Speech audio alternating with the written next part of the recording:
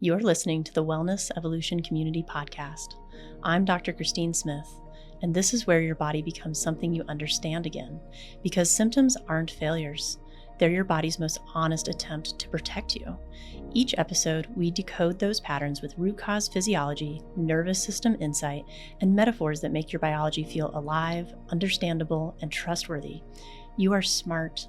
Your body is designed to heal. Let's remember how together.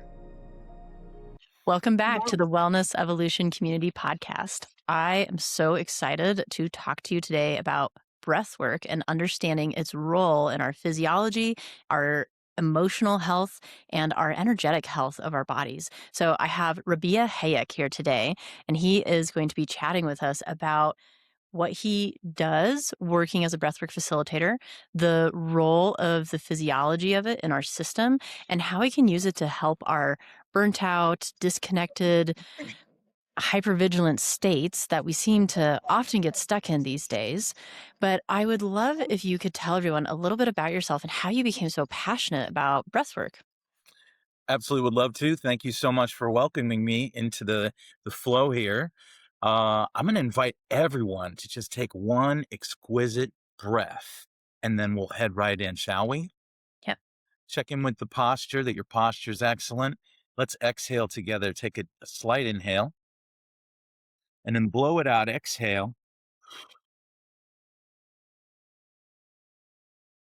And now take in and fill up with an exquisite breath. Take it in. And let it go on an H sound. Let it go.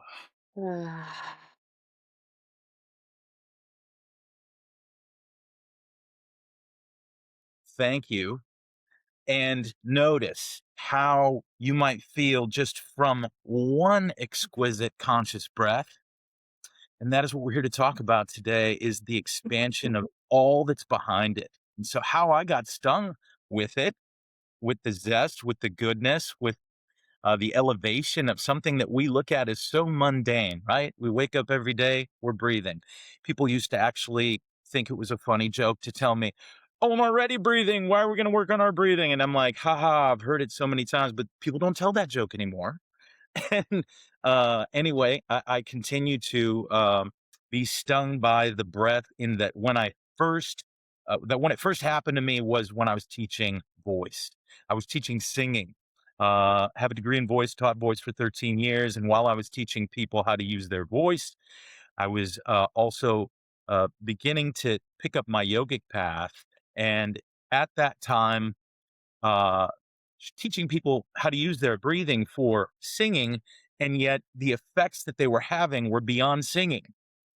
Next thing you know, I was feeling a lot from my own practice, to the point where I was looking out at society and saying, "There's a lot of deficit here. There's a lot of there's a missing piece." And my path began to then go and study what's behind that from the Far East, and then coming back to the West and seeing how medicine has touched it, but not gone so deep. And so the path has grown from just being interested in teaching people how to use it for their singing, and flash to the future. I've been working with people one-on-one now for over 25 years, teaching life force mastery, teaching a modality that gets them to utilize conscious breathing to live a better life. In so many ways, it's so easy to just jump on one topic and go, but I'll wait and we'll go one by one. But just as far as my interest, it began with singing, and then I had a non-ordinary state of consciousness happen to me in October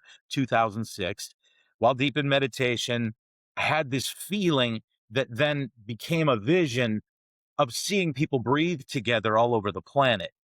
I flashed in this non-ordinary state of consciousness, 7 cities of people breathing together synchronously. Coming out of the vision, I went and spoke to my cohorts that I was creating a project with at the time, that then morphed. We saw the importance of, if we could get the world to breathe together, we would single-handedly, by inviting them to breathe together, invite them to breathe consciously.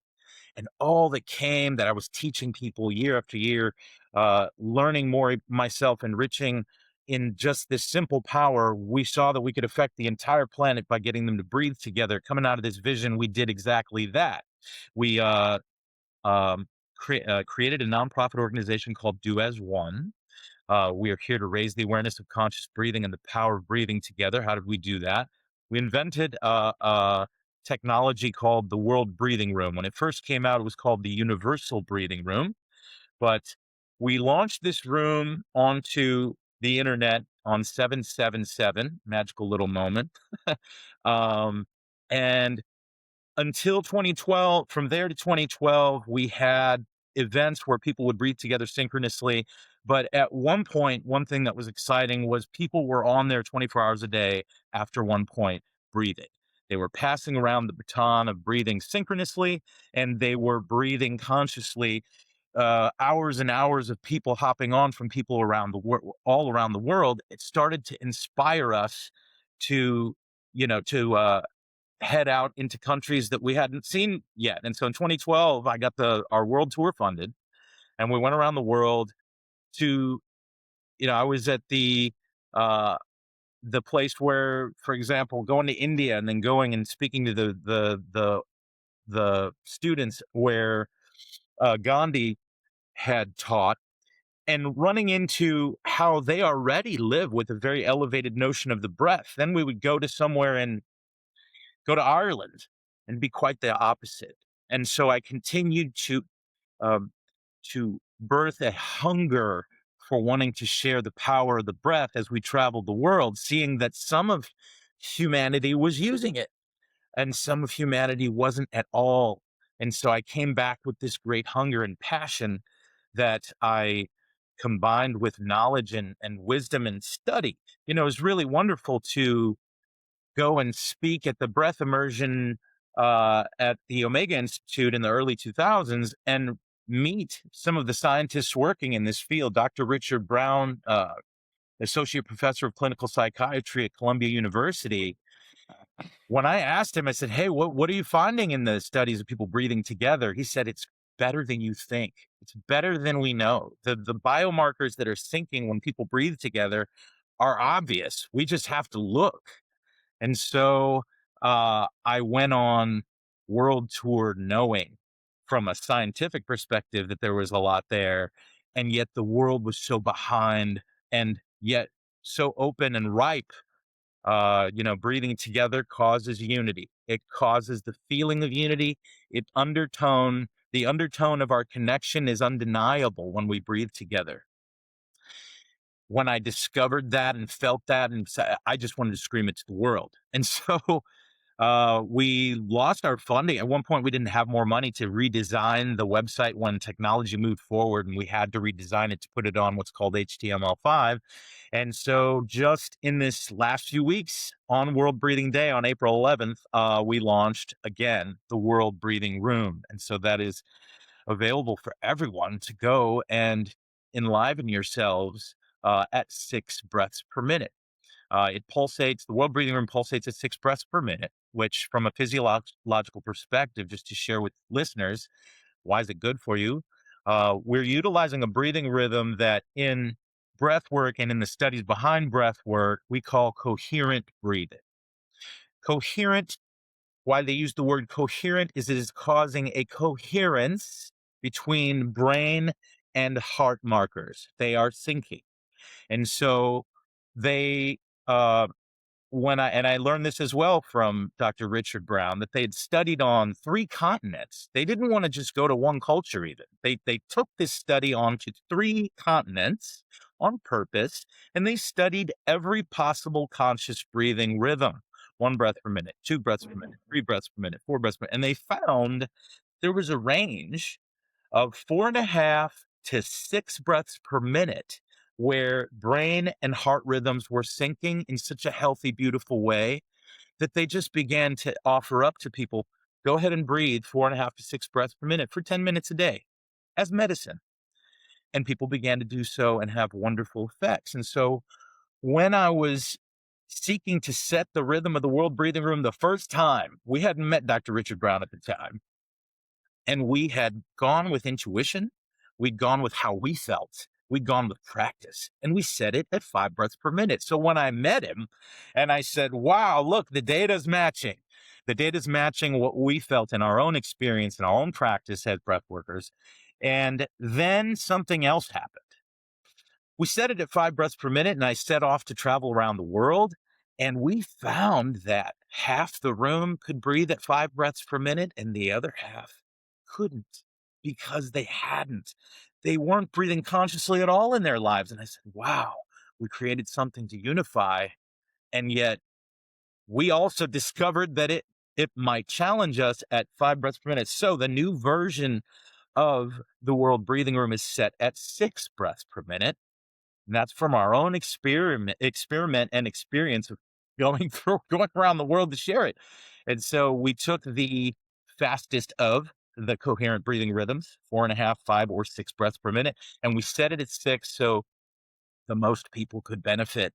And it would challenge people to learn how to breathe at 6 breaths per minute, slow down, tap in, and what a path to getting there. That was fun. So, um, That has been quite the journey, but I love everything that you just covered and everywhere that you've gone doing research in this and studying this and learning it from the eyes of different cultures, which I think is a huge deal of like how different cultures see it, how different people see it. So I just want to start with this question of what do you think the breath is from your perspective at its essence? And I have some of my own thoughts, but I'm very curious as to what you think it truly is. Beautiful. Such a great question, and a baseline question I think every human should ask, you know? Um, One of the fellows that defined breath work with me, we created the definition of breath work and breath worker together. He's a philosopher, Petri Bernson. And he absolutely unpacked this conversation, saying, are we being breathed? Or are we breathing? And what exactly is it that's coming in and out of us? And should we rethink all of human behavior around the breath? Would it become more conscious if we did so? What a great question. Uh, the breath, even the words we think are for breath from the East, some people think the word chi or the word prana are the words for breath, but they are not. They are describing the energy riding upon the air. And when we go describing something that is invisible to us, we don't always detect it until someone says or an experience happens or something. And so to requalify these two Eastern words you may have run into, not as the breath, but as the energy riding upon the breath that we may not see, Western medicine may have not detected it, but are you still interested if it has a lot of benefit for you?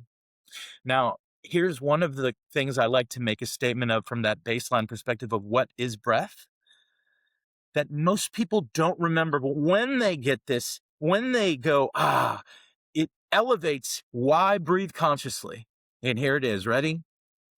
That which created you created your breathing. May sound simple, but let it be complex. That which created all of your awesomeness, all of the things your body does without you thinking about it, that force created your breathing. Well, And there, I love to think of it as like it's the first thing that we do when we come into this world. It's yeah, the last thing that we do when we go out of it. It is the absolutely. one thing that we cannot live without for more than a minute or a couple minutes at most. And so when we start seeing it as this like connection to the parts of ourselves that live beyond this world and the other ether as it's our first thing upon entry and our first thing upon exit, I feel like it gives it a whole other quality, which is exactly what you're describing, right? It's like it's this connection to this more ethereal part of ourselves. Yes. And is it carrying life itself into us? Because Mm. when we as life leave this body, the breath leaves at the same time, as you said. So therefore, is the breath carrying life itself? And, to quote the hip hop artist KRS-One, he said, when we lose consciousness, we stop breathing, we get knocked out, or we get the breath knocked out of us. All of a sudden, we lose consciousness. Why are those linked? Why are consciousness and breath have a strong wire connection? And so, for us to raise the honor of this part of us changes life in so many ways that is my message to everyone today is notice we started today with one exquisite breath. That's not by accident or to be cute.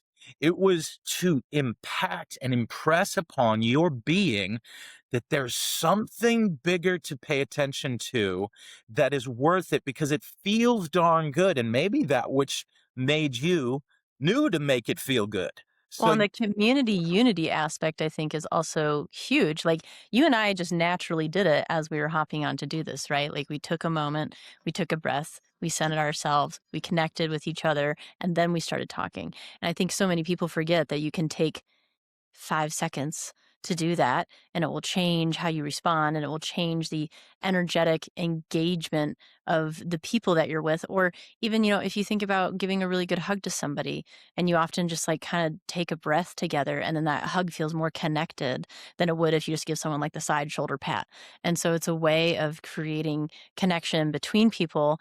And I think the community aspect of it that you're talking about, of how does that have a ripple effect across our world when we're all in touch with and aware of this thing that connects all of us and connects us to our more ethereal self. It's almost like the connective tissue between everything in the world. It's the space in between. yes. Yes, and yes to the double yes, because I went around to multiple cultures and watched at Mm. how they treated breathing together. It's big, you all. It's not small. Yeah, Okay. what do you witness in the different cultures? You go to Hawaii and you found that they have a word that they created back in the day when the missionaries first arrived. The white missionary came, wanted to understand him. However, they noticed that this group did not breathe together when they connected to the divine. Mm. Therefore, they called them haolis, which meant people without breath. People without breath. Okay. And when you go and find that the major word of greeting and celebration in Hawaii is aloha, which means literally in the face of or the presence of the divine breath. Ha, which I also was tickled that first syllable, my last name is Ha for Hayek. And so I was like, there it is, baby, breath. But you flash over to the monks all throughout the Far East, and you find this connection from forehead to forehead, and they take a breath together. You go to the Maori people and the Pacific Islanders, and you see huge guys. There's nothing about it macho, nothing about it. Boom, we're connecting right here and we're breathing. They have names for it. They utilize it to bring people together, but it's become a part of the fabric of the way they live. And so I get emotional talking about it because it's so beautiful when you go and you see that breathing together existed, and we should bring it back because it brings nothing but good. And so, for those of you out there that study the Christian history, you'd be very interested in knowing that in the year 300, we're talking like first few hundred years after Christ, they had a ritual called conspiratio. Conspiratio. Let's slow that word down. What word do you find in there? Conspire. Conspiratio. What did they do? Con in Latin means together. Spiratio meaning spirit. And so now, do we elevate our breath if we look at it as spiriting together? Now, mind you, I know we're here to talk about a lot of the physiological aspects, but I also wanted to bring up and remind people that while we're at it with that, you're going to discover the magical aspects. You're going to discover things that are invisible that the Western medicine hasn't caught up to yet. But the value is so there that, like you said, the detectability of how it unifies us, how we just naturally fell into that together, does that show that as we evolve, even in the West, as we evolve ourselves, as we become more interested, that we naturally fall into the use and utilization of conscious breathing, both together and also for ourselves as beings seeking to live a higher quality of life and a healthier quality of life? So, Well, we can talk about whatever we want because I love teaching people physiology, but really it's just this way of getting them back in touch with the incredible nature of their body. Mm. Because for me, I am such a scientist that, I used to work in research and was highly left brained about everything. And I really wanted everything to have very clear answers. And then as I studied biology, you realize you need to understand chemistry to understand biology. To understand chemistry, you have to understand physics. To understand physics, you have to understand quantum physics. And then it shoots you right back into all the woo woo energy stuff. And then you realize none of it's separate. And so physiology is a way that I can help remind people that all of it is based on like frequency and essence, and like that is the core foundation of physics as we know it. And so it really is this merging between like the scientific and the ethereal selves that I think is happening in our society today, and like thank gosh, because we need it. And bringing that community back, just as you're talking about, is huge. So I guess one of the questions is like, why do you think so many people are alive but not fully breathing in their life force? Because it's free and no one has, in our society, so many things have pointed away from it. Yeah. And um, the state of breathing for survival and stuck on that survival breathing, which is a breathing, for those of you that don't know what I'm talking about, breathing high in the chest, not taking any deep breaths whatsoever, blocking off a lower portion of even the whole pelvic floor completely, only breathing up here.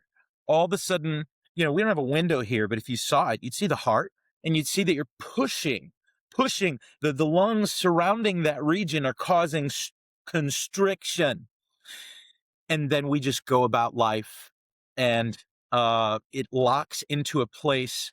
Um, Let me just hit this home. We breathe 12 to 25,000 breaths a day. Okay. One of my colleagues, Jessica, did, we were having this conversation among breath workers, and she said, "Have you heard about the phobic stir?" And I was like, "No, what are we talking about?" She said, "Because we are breathing constantly 12 to 25,000 breaths a day, and you've been breathing perhaps in that high in the chest constricted version of it. Well, someone comes along and says, 'Hey, take a few deep conscious breaths.' You reach in for your deep conscious breath, and there's a phobia, a stir that happens because it doesn't feel phenomenal, perhaps, on the first few breaths. You're still tapping into shallow. You're still just getting beyond where that surface level, that survival breathing is happening. Only when you take the time to go just far enough into that other direction of conscious breathing, like you were saying, you tapped into do as one, you were breathing 15 seconds later, you dropped in. But had you just gone 5 seconds, you might have stirred. And I don't mean you, I mean anyone go in and you stir with this phobia of, oh, maybe I'm not going to breathe consciously. That didn't feel so good. And so you see, your question is such an important one. How did we end up like this? That so many people are not breathing consciously because that stir locks it in and you go off until the next practitioner or healer or comes up and says, "Hey, have you thought about breathing like this?" And man, when I cracked that open after into 24 techniques of how do you breathe differently, uh, we start to see that there are buttons on this beautiful being we've been given that we haven't pushed yet. And man, you start pushing those buttons and seeing what you get. And that propelled how I created Life Force Mastery was, oh my gosh, what's this? And then it's worth sharing with my dear fellow humans. Let's go back. And so, all right. Okay, I'm very excited to dive in to exactly like all those techniques because I think this is the stuff people need to know, right? Like people talk about breath work and how great it is all the time, but then like, great, like what do I do? So this is going to be some of the what do you do, but also what you're touching on with like the mechanism of everything. So this is my left brain physiology nerd, right? So for any of the nerds listening, basically the reason that this matters is one, you have different nerve receptors in the upper lobes of your lung than in the lower lobes of your lung. So if you're breathing in the upper lobes of your lung, the nerve receptors tell your body that you're running away from something dangerous. If you breathe in the lower lobe receptors of your lung, your nervous system tells your body that it's time to rest and regenerate and relax. And then there's the whole vagal toning component of it, which has to do with those same neurological receptors. And then the actual mechanism of the diaphragm, which people forget that the core is a sphere, right? They just think of it as Mm, like your abs, but mm, it's your diaphragm, it's your pelvic floor, it's your abdominals, and the posterior muscles. And you basically can create tension in this sphere for whatever you're doing. So I work with a lot of weightlifters and athletes, and we talk about different ways to use your breath depending on the activity that you're doing and how to use it to protect your body or to drive energy in certain ways, which I'm sure you'll touch on plenty as we dive into talking about the life force technique that you developed. But just reminding people that it's actually also like a massage mechanism. So as you were talking about, if you're always breathing up here, you're putting pressure on the heart. That means that you're putting pressure on your entire cardiovascular system by breathing wrong, which increases your risk for, high blood pressure issues. And everyone's like, why do I have high blood pressure? And it might just be because you're breathing wrong.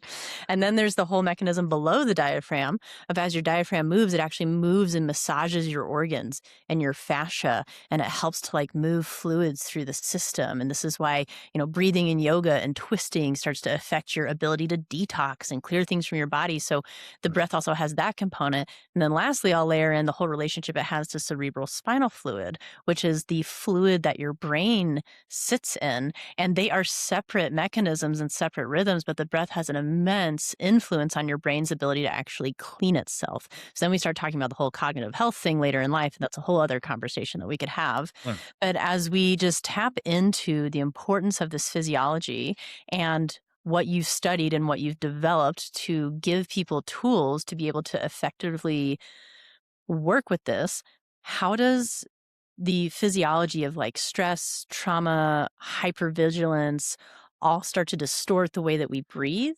And how can we use breath to correct our health in many parts of our society? Beautiful. We are locking into place uh, tightness, compression, ways that become habitual in the ways that we breathe that keep that as the state of your day and the state of your health. Now, I want people, you brought up vagal tone, and I want people to understand really why is the breath so instantly effective? Instantly. And hopefully past that phobic stir, right? We talked about that. Let's get past the entry point and see what's really in there. Why is it so instant? Because of something called the vagus nerve, which in Latin, the word Vegas, and not Vegas like Vegas in lights, but Vagus, vagus in Latin, means the wanderer. Very interesting that this nerve wanders through the entire body. When they discovered it and got to see where it went, they found that it branched all throughout the entire body, stopping at multiple organs. And therefore, when you stimulate that vagus nerve, you stimulate instant access to multiple physiological processes and effects. And so there's that system. Now layer on top of that the gas exchange, okay? We used to think it was all about oxygen, but now we're discovering so much is about CO2 that it isn't like, and mind you, sitting and breathing shallow for a long period of time, you get a bad version of CO2 buildup. Okay. But when you learn to do it on purpose, and so when I teach people life force mastery, I'll share, okay, here we're using CO2 on purpose. We're elevating it on purpose. Here we're oxygenating and we're massively moving prana, chi, energy riding on the air to flood your body with it and feel energized. These are different ways we're pushing the buttons. And it only takes the interest of you making the breath conscious to open the door. In other words, we breathe on automatic. Thank God we do. I wouldn't want to think about breathing all the time. Thank you, God. Thank you, Spirit. Thank you. But the moment you do, you find the buttons. It's as if like it lays out all these buttons in front of you. You go, wow, really? I came with all of this?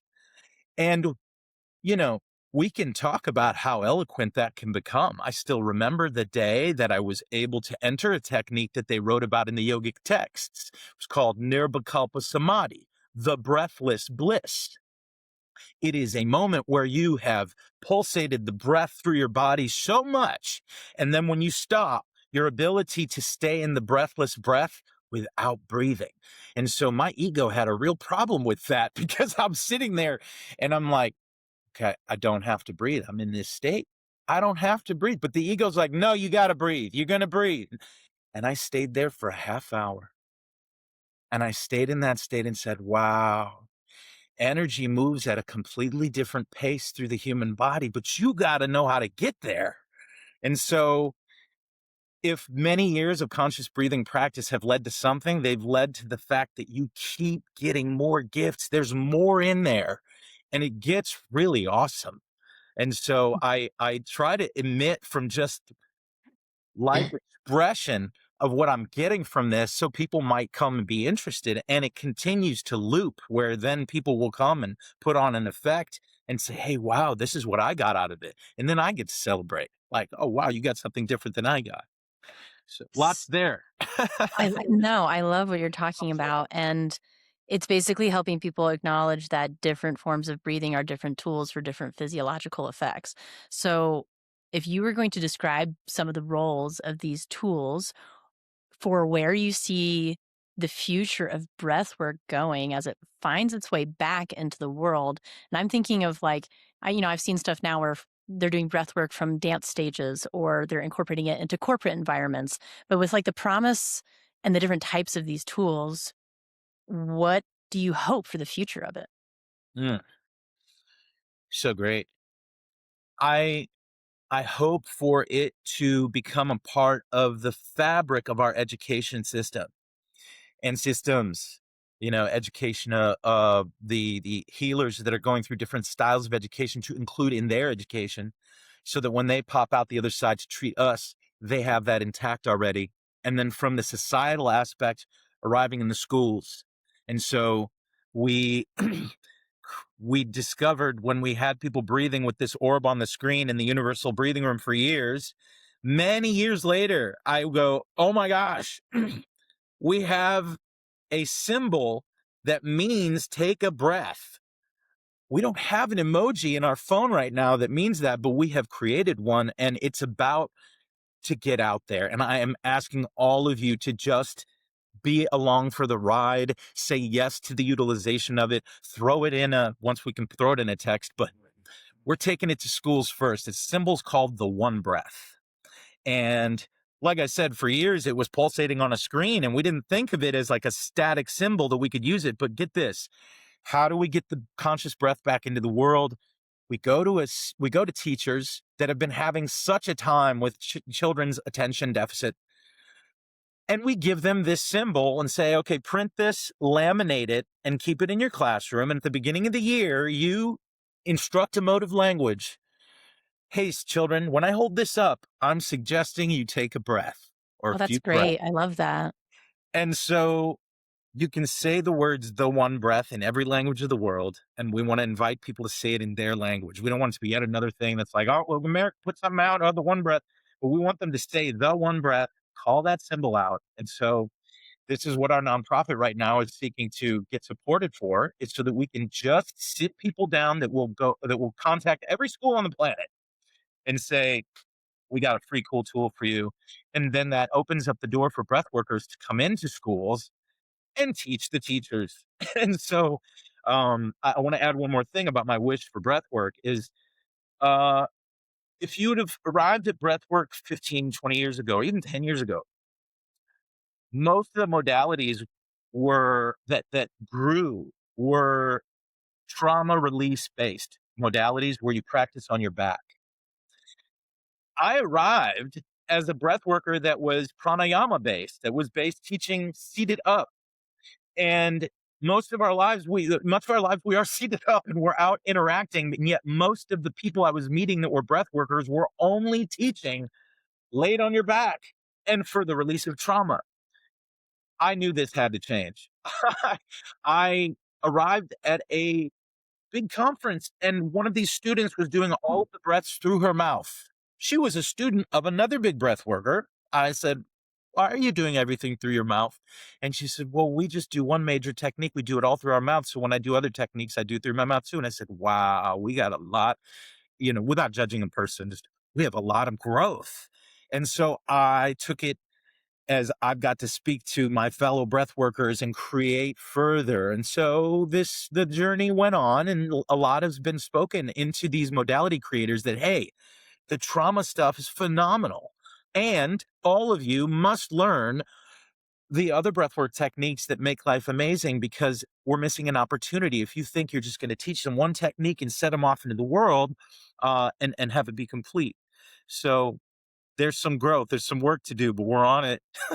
So, well, let's talk about like the different techniques that you can use for different state change, because what we've kind of talked about a bit and the way that I see it is this is a tool for nervous system flexibility. Exactly. And I'd love to go from like the patterns that you see that breath reveals about the state of someone's nervous system that maybe they're stuck in before they Yes. consciously realize it. And then the different types of tools, maybe like, examples of like 5 of your favorites or something that people can use to affect their state. Wonderful. Powerful. I just want to lay one major one on to people Sure. because I think it's so important. And I think it would be very effective if someone just took this and ran with it. And so as to not over confuse or just give like 5, just let me explain why. All right. Um, there is when you go about your entire day and you look at, I think I mentioned 12 to 25,000 breaths a day. And you look at your morning, many people, even though they slept 8 hours, by noon, they're feeling fatigued and they don't know why. And the reason why, my dear friends, is because you haven't breathed one long exhale all morning. Not one. You've been in, out, linear, in, out, in, out, in, out, in, out, shallow, shallow, shallow, shallow. Now, I bring that up because they did a study, long-term study, I think 30 different markers. They wanted to measure what stimulated the vagus nerve most and quickest. And the top 2 contenders are free and available, okay? And so you don't have to buy the $500 vagus nerve stimulator buzzer thing, because these 2 are free and they're awesome. And so in that study, they found cold water, hands, wrists, face. Cold water, hands, wrists, face. Boom, vagus nerve stimulation. Number 2, exhaling twice as long as you inhale. Now, I can sit here and teach you 5 techniques, but let me tell you how this one technique, just take this and work with it for a while and then come back to me, okay?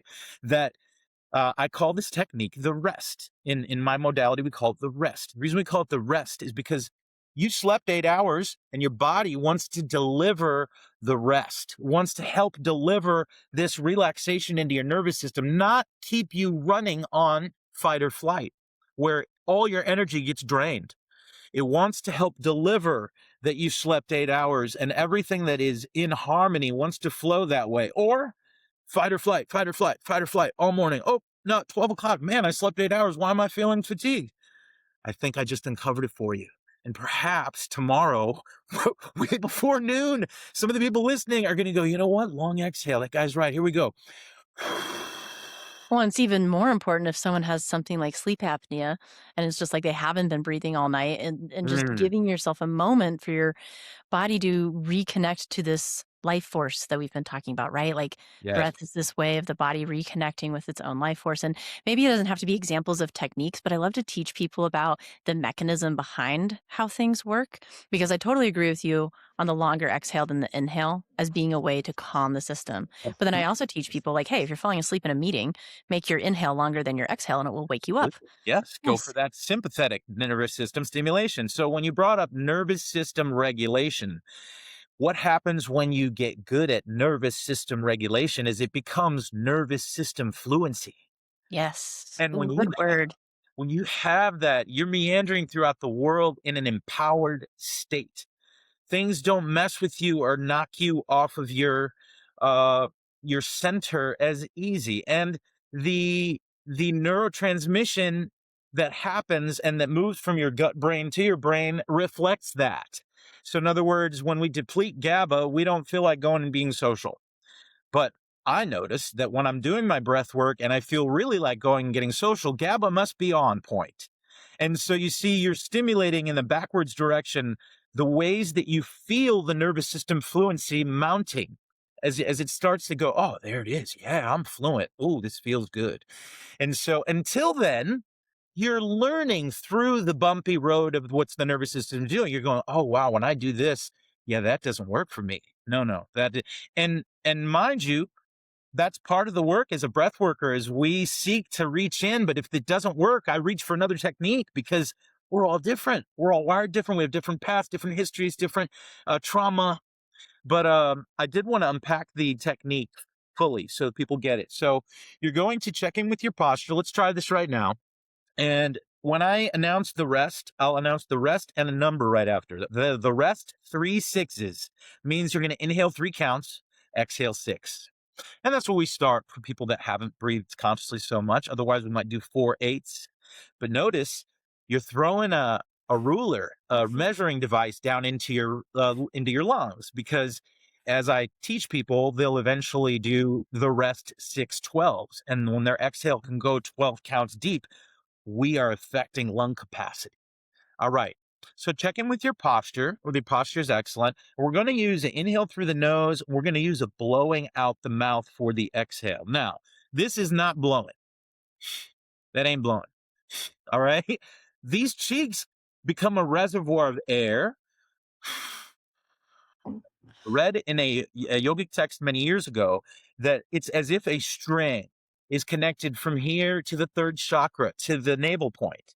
And when you blow, you pull on that string so as to release what's down here. Imagine, animate that for yourself. So don't blow like this. Don't. All right. Let it regulate. Let the throttle that is your lips regulate the air leaving you. All right. So we're going to check in with the posture. We're going to take what's called a setup breath. In Life Force Mastery, all our techniques begin with a setup breath. Why? Ask any doctor. When you inhale, your your heart rate speeds up. When you exhale, your heart rate begins to slow down. Are we a society that should begin our stopping to tap in with an inhale? No. I think a slight inhale and a deep exhale is a sweet way to start every technique for the rest of your life. So we call it setup breath. So check in with your posture, that your posture is excellent, shoulders down, muscles relaxed. Inhale slightly, setup breath, and blow it out, exhale. Closing the mouth, here we go, breathe it in. Lower lungs, middle lungs, upper lungs, and blow it out.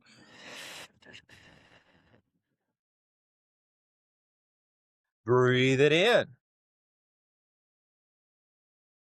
Blow it out.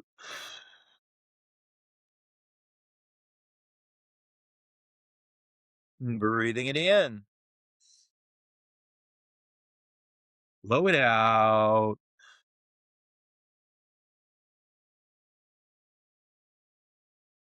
Breathing it in. Blowing it out.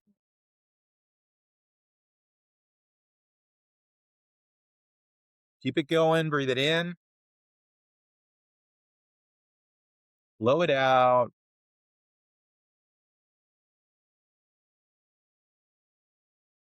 Breathe it in. Blow it out. Last one. Breathe it in. And blow it out long.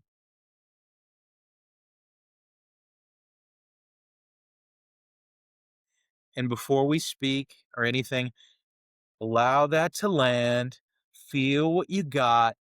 Take your next breath and exhale again on a blowing, but use it as a check-in of the inventory. What is the nervous system doing? And after that settling, thank yourself for taking the moment, especially if this is new to you or different to you. And now back over to you, Christine. How are we feeling? I have played with this stuff enough that I can sometimes feel the blood chemistry change in my body. Mm, And I find that happens when you've done this more often, you've gotten used to it, especially if you've done some more extreme breath work where it's like the emphasis becomes really clear. But it's this softening and this lightness and this like little bit of a buzz in the system. Mhm. But one of the things that I'll remind people about is the other role of like our lungs is it is your blood chemistry manager. So you are very much changing the chemistry of your blood as you're doing this breath work. And also it's where a bunch of our immune cells live. So you are sampling the environment with your immune system when you take a breath. And this is why like air filters matter and not living in polluted areas with stuff in the air because it actually starts to affect your blood and Mm. your immune system. And the lungs are this portal.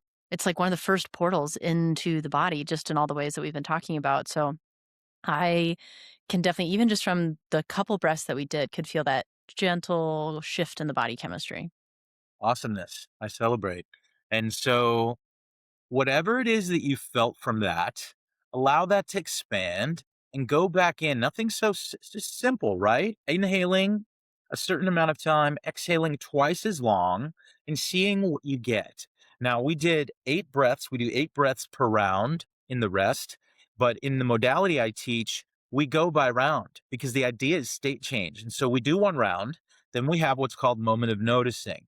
I noticed that the ego loves to talk and loves to jump in. And so I teach people that there is this thing we call moment of noticing, that when you finish the round, you stop to notice first. You see what you got from it, then we carry that forth. And then we decide, do I do another round, round 2? Do I do a 3rd round? And usually 3 rounds is magnificent and your state has changed by choice there, but you might go up to 5 rounds. And that's how I teach a technique like that is 1 is effective, 3 is awesome and usually baseline, 5 for the days I really need to go there. But you just learned how to massage that vagus nerve, that whole setup. And by breathing deeply down deep as well, massaging the organs like Christine was saying, it is a self-love practice. So, and healthcare itself.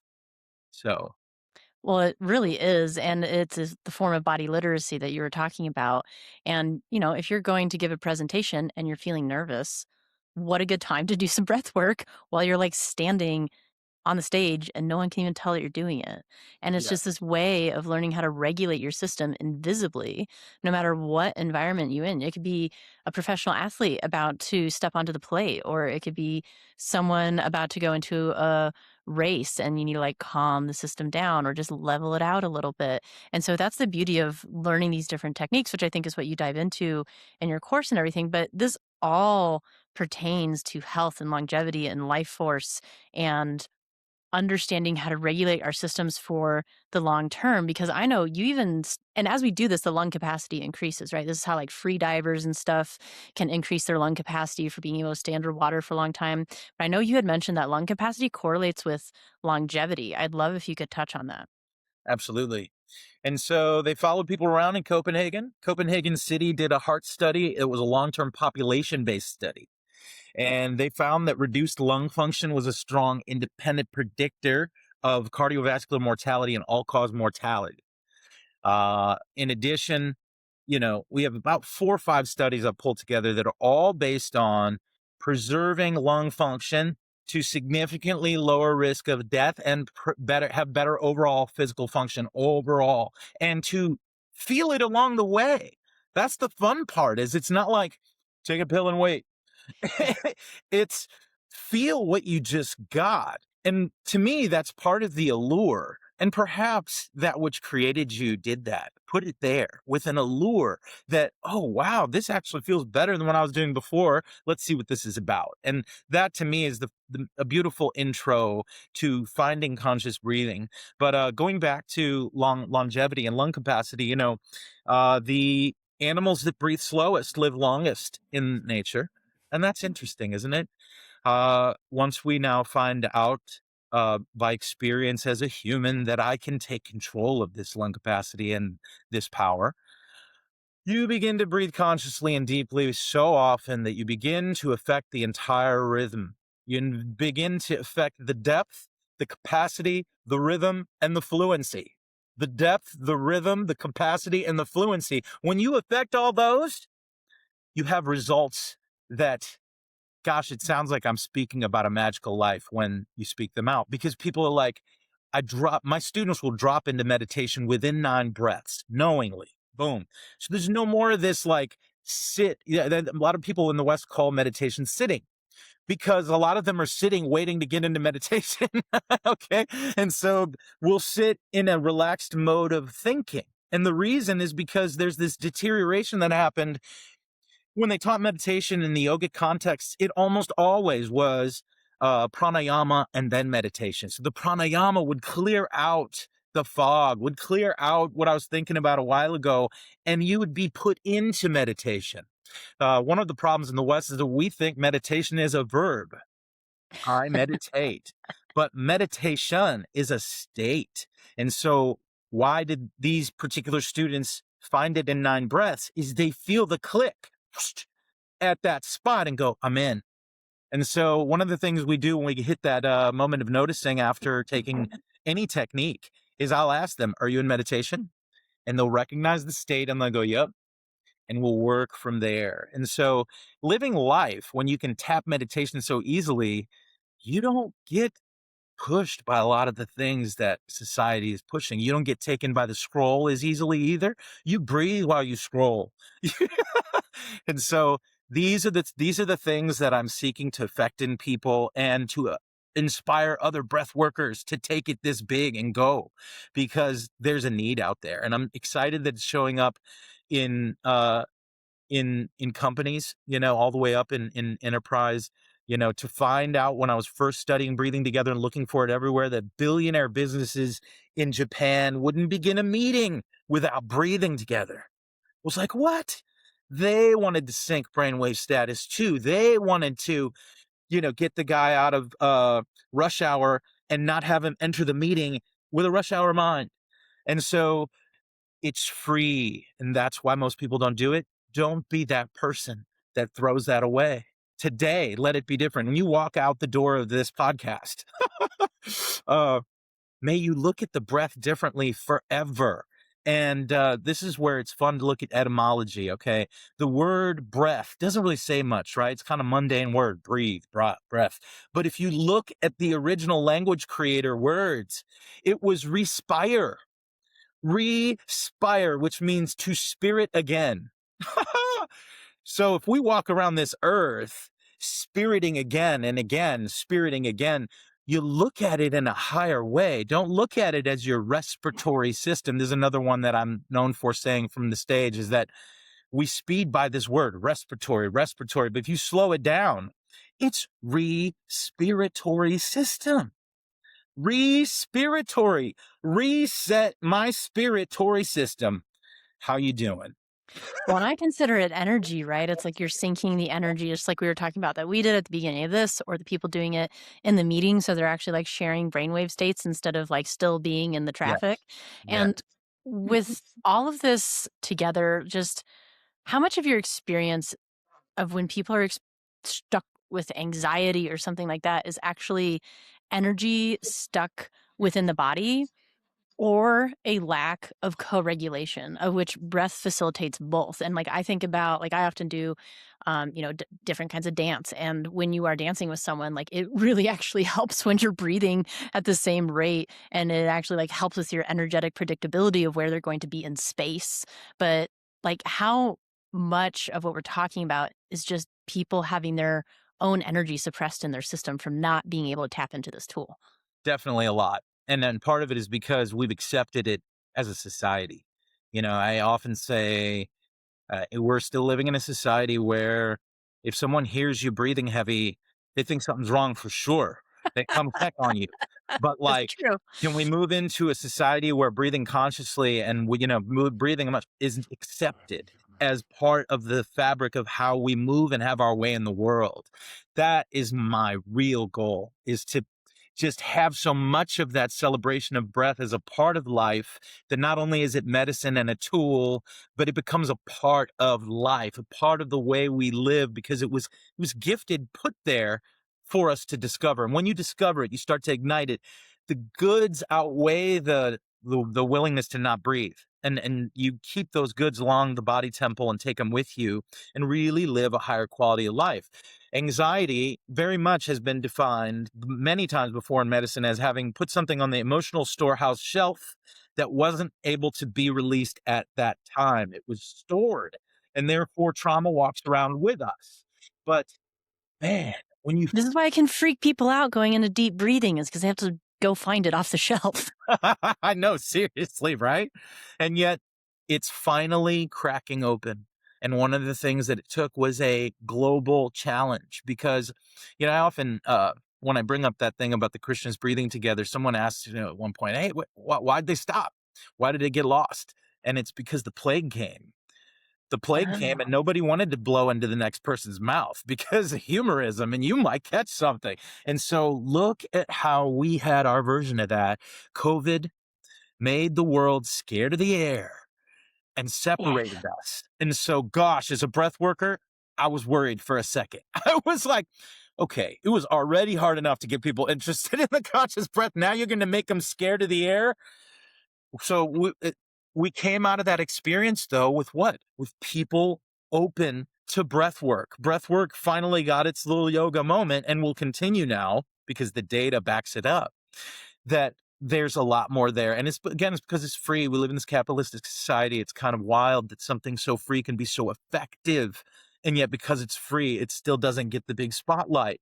So good on you and your evolution that you're inviting. I'm so excited to be a part of. I'm determined to help people remember that health is something you have complete control over.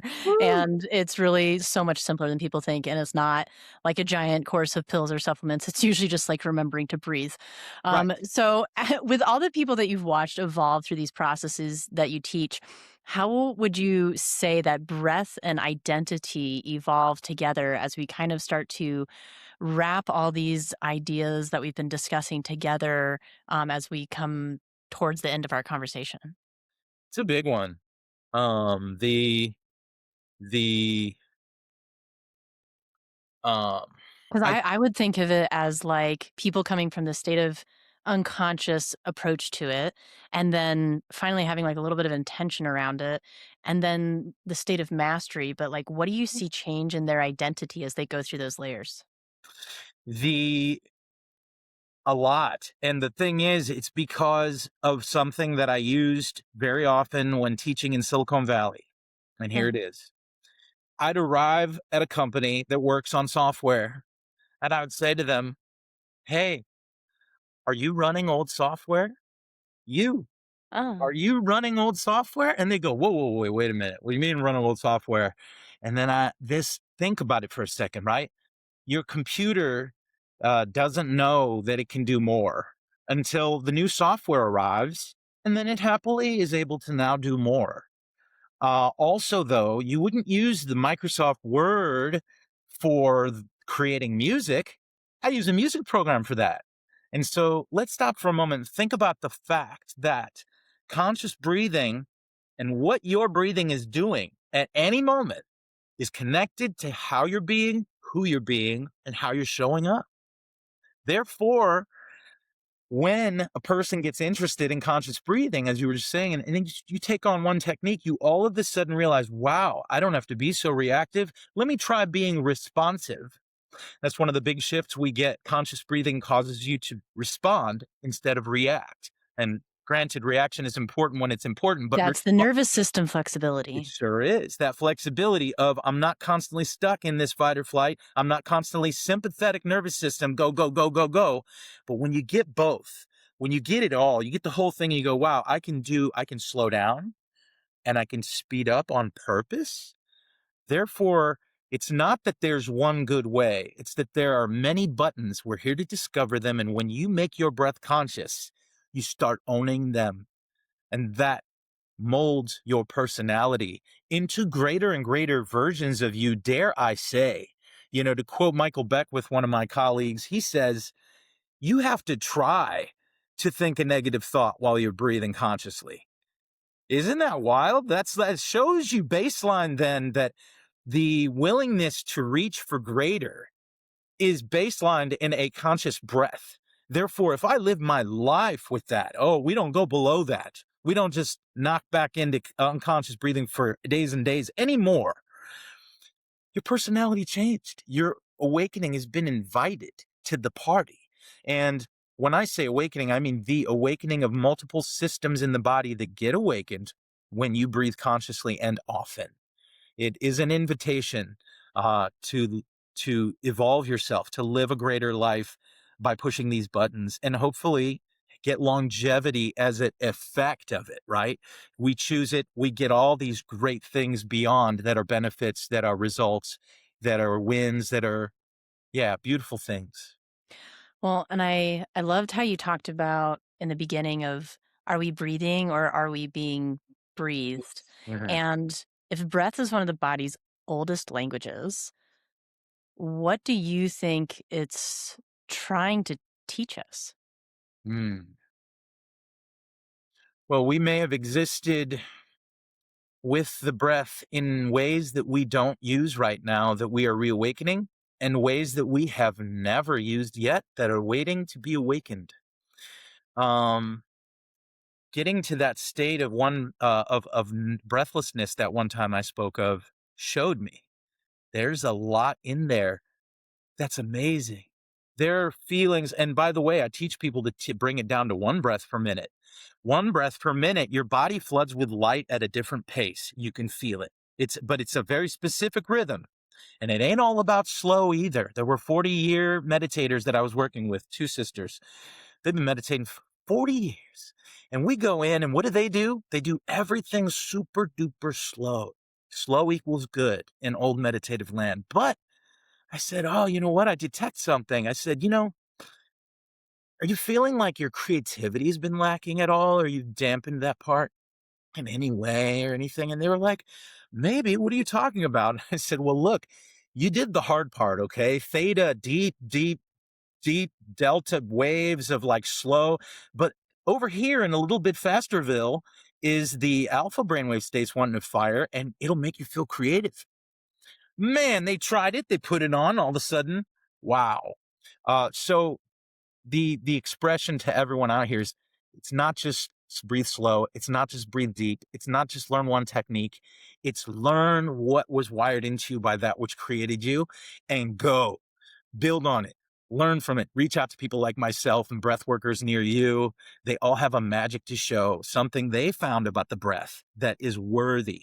And I have to speak about to answer your question in the overarching now, that if we log into the world breathing room daily as humans and breathe together synchronously, and we allow breathing together to unite us beyond all our separations, notice the breath doesn't choose to go inside you and not me, ever. Ever. It does not choose in that way. Therefore, because the breath doesn't have a religion, it doesn't have a color, it doesn't have a separative faculty, it is the perfect place for us to unite. For too many years, we've been using peace talks. Peace talks. Peace talks are great, but breathing together will take us beyond what peace talks will do. And I've stood at the UN. I've stood at the UN on that floor, and a woman from the UN said, hey, how do we do this? How do we get countries that won't talk to each other? And I raised my hand, I stood up, and I said, the breath is the equalizer. And it is. We will live in unity when we figure out and choose how to breathe together synchronously every day of our lives. And I'm ending this conversation with tears. No, that was so well said, and I love your passion, and this is something that the world needs, right? It needs people who Yes. are passionate about bringing us back together in an energetic way and not being afraid of those things, and this is, like, one of the easiest tools that's accessible to everyone every moment of every day, that's for free everywhere, that will undoubtedly make your health better. So just start exploring the tool, and if people wanted to explore some of the resources that you have created, where would you direct them? Excellent. Thank you. So check out doasone, DOASONE.org or .com. We are .org. We're a nonprofit organization, 501c3. On there is the World Breathing Room. There's also a room called the Color Breathing Room that allows us to breathe 1 or 3 breaths per color up the chakra line. and rebalance that which is how color is expressing through your eyes. We're getting shot with so much blue through the screens. It is a rebalancing act and feels good, but that's all free. That's all there for you. You can reach me through that website as well. If you have reason for me to come out to a school or anything like that, any teachers out there want to reach out, please go to the symbol page on Do As One, and you can download at the bottom of the page the One Breath symbol and print it out and laminate it and do all that I'd shared. And then my Life Force Mastery work is available at Omnibreath, omnibreath.com, where I teach Life Force Mastery. I'm opening up a new group program very soon. Very excited. Going to do one called The Slow Road for people that just want one class a month and want to read and like take a newsletter out into the woods and like slow it down. And then I'm going to go for a weekly program as well with a Life Force Mastery Total Immersion group. If any of that calls to you, reach out. But that's where you can reach me. And I look forward to breathing with you in the World Breathing Room and often. Thank you so much for just taking the time to educate people about this today and to talk about it, and all of the passion and effort that you have put into cultivating and creating free resources for people. And like, guys, I know for some reason people don't value free stuff as much, but like what you've created is highly valuable. I did it right before we hopped onto this, and Sweet. within like 15 seconds, I felt my nervous system change just from like actually paying attention. And so even if this is a new concept to any of you or it feels hard, like just try it out. So thank you so much. And I'm sure we could talk for a whole nother day about this. And if anybody has questions, please comment, ask questions. We'll be checking the comments and stuff, and we can always dive deeper on another occasion. So I thank love you it. so much for being here. Thank you so much, sister. I really appreciate you so much, Christine. Until next time, let's rock it out. See you soon. Until next time. All right. Thank you for being here and reclaiming your health sovereignty. If you feel ready for deeper guidance and reconnecting to your inner intelligence and finally not going the journey alone, I created the Wellness Evolution community for that exact purpose, for you. It is a place rooted in education, foundational physiology, and community support where you can learn to trust your body again. Visit www.wellnessevolutioncommunity.com for a free quiz to find out where your body is at in your healing stages.